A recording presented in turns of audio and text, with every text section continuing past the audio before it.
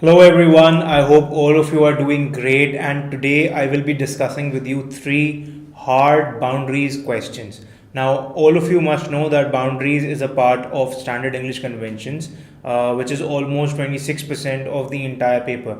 So that means boundaries carry around 13% or 14% of the entire paper. Now, overall, if I tell you the concept, right, the concept of boundaries is all about joining sentences. So it talks about how we can join different types of sentences and how we can work with the different types of punctuation in doing so, right?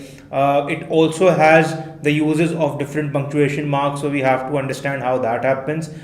In this video, I have cherry picked three questions. There are a few more concepts as well, but I have cherry picked three questions that we do encounter very frequently on the SAT, and I will be discussing these three questions today so that you guys can have a clearer picture on how to solve these questions. Obviously, all the questions on the SAT are repetitive, so if you understand a type of question once, obviously you will be able to do it again and over again, right? So that is not going to be a problem for you. So let's start with the first question for today. Now this question, it says, in a 2016 study, Eastern Washington University psychologist Amani Al-Alaili found that among the study participants who experienced frisson, a psychological response akin to goosebumps or getting the chills while listening to music, there was one personality trait that they scored particularly high on: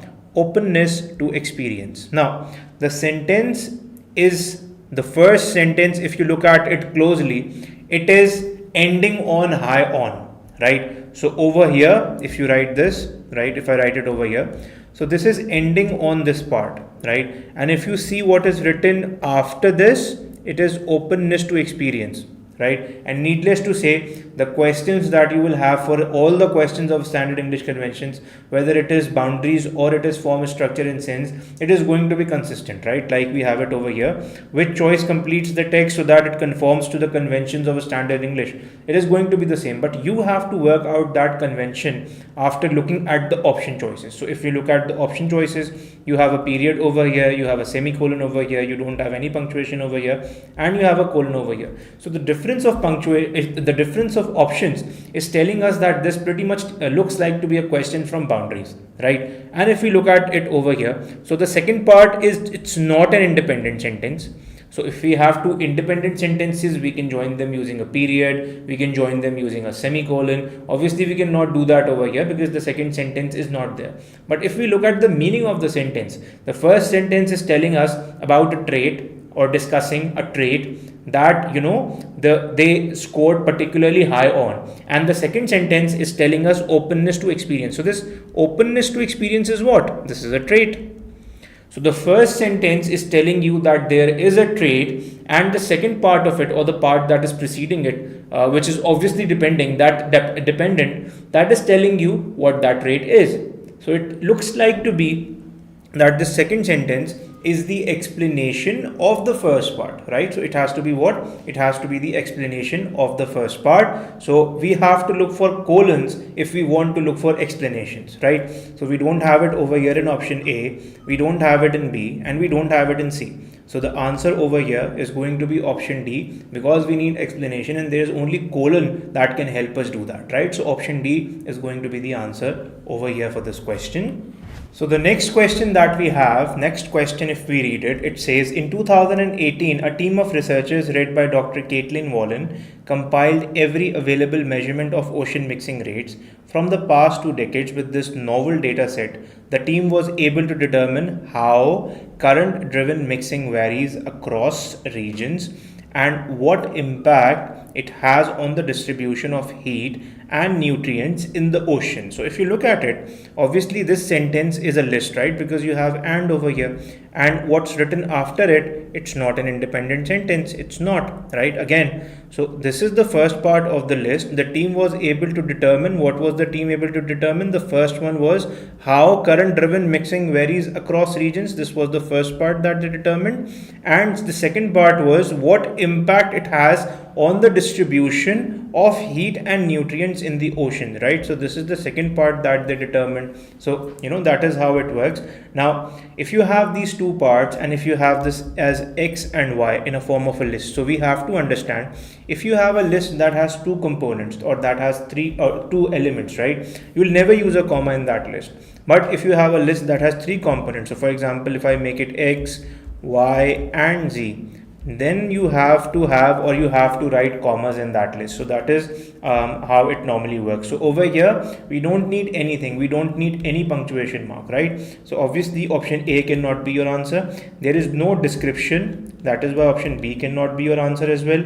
And obviously the second part is not an independent sentence. You cannot start it with and it is the part of the first sentence already. It is telling you what he was determining. So obviously it cannot be a semicolon as well. So it's only going to be option D that can be your answer, because it is determining and it is a part of the list. So you don't need any punctuation mark, like I told you, if you have two components in the list. So this is a hard part, because normally students, they do quote commas, or they take it to be the they take this sentence to be an independent sentence and they use semicolons, and they make such mistakes. So that is why it's very important to understand where the sentences are ending and all of that, right? Now let's look at the third sentence. Third sentence is a bit different and it carries rules that are pertaining to independent sentences, right? So if you read it over here, it says researcher Lin Zi developed a process for increasing the tensile strength measured in gigapascals or GPa of silkworm. By dissolving and reweaving the silk in a solution of iron, metal ions, zinc and sugar, Z increased the amount of force required to stretch it from approximately 0.5 GPa to 2 GPa. Now, if you have to understand, the first sentence is ending over here. So, increasing the tensile strength measured in gigapascals or GPa of silkworm, right? Silkworm silk. So, you end it over here. This sentence is ending over here. So you have one independent sentence, and from by, if you read it onwards, the second sentence will also be independent because it starts with by and it ends over here.